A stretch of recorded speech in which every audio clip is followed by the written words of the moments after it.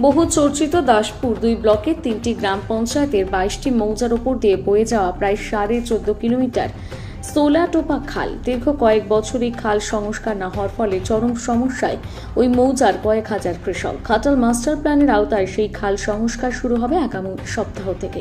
আজ 8 অক্টোবর পশ্চিম মেদিনীপুর জেলা কৃষি ও সেচ কর্মাধ্যক্ষ আশিস সহুদায়িত দাসপুর 2 নম্বর বিডিও প্রবীর কুমার শেঠ পরিদর্শনে যান।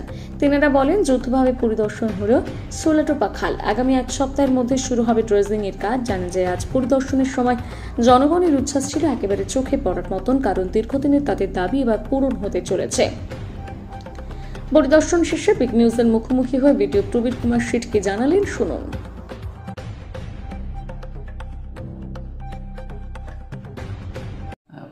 আমাদের সোলাটোপা খাল এবং ওল্ড সোলাটোপা খাল দুটোর দৈর্ঘ্য প্রায় 14.7 কিলোমিটার।